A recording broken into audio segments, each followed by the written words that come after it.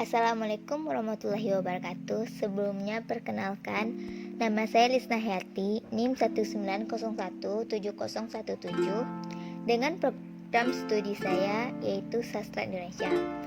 Nah, pada kesempatan kali ini dan pada mata kuliah saya kali ini itu membahas tentang telaah prosa Indonesia.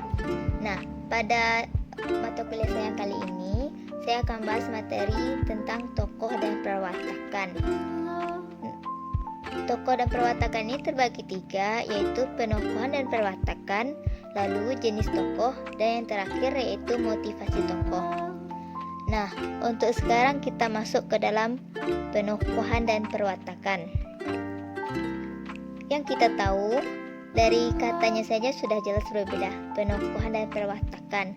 Nah, kata tokoh ini lebih berperan kepada pelaku atau orang yang berperan dalamnya. Sedangkan watak ini berfokus kepada sifat atau tingkah laku tokoh tersebut. Nah, yang kedua kita lanjut kepada jenis tokoh. Nah, jenis tokoh di sini ada terbagi tiga, yaitu pertama protagonis sebagai pendukung cerita, yang kedua antagonis sebagai penentang cerita, dan ketiga yaitu tritagonis sebagai pembantu dalam cerita tersebut.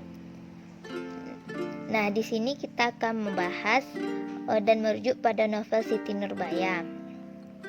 Nah, pada novel Siti Nurbaya ini kita ambil contohnya pada tokoh protagonis yaitu Siti Nurbaya, pada tokoh antagonisnya yaitu Datuk Maringgih, dan pada tokoh tritagonisnya yaitu Baginda Sulaiman.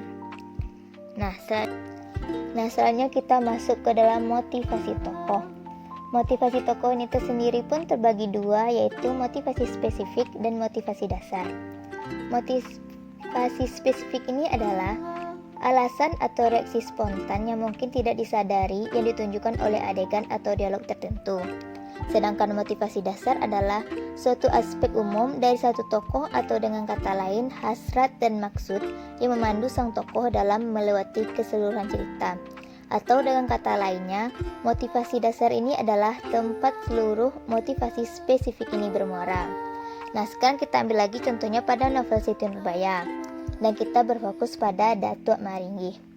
Nah, pada contoh motivasi dasarnya yaitu sebagai pengusaha, Datuk Maringgih ini melakukan akumulasi kapital dalam rangka merealisasikan motivasi dasarnya itu. Ia melakukan tindakan-tindakan berupa menyuruh centengnya untuk membakar pabrik milik Baginda Sulaiman. Nah, pada motivasi spesifiknya, tindakan-tindakan konkret yang dilakukan Datuk Maringgih yaitu berusaha menyingkirkan saingan bisnisnya yaitu Baginda Sulaiman. Nah, sekian hasil presentasi saya tentang materi yang ketiga ini tentang tokoh dan penokohan atau tokoh dan perwatakan. Dan semoga bermanfaat. Wassalamualaikum warahmatullahi wabarakatuh.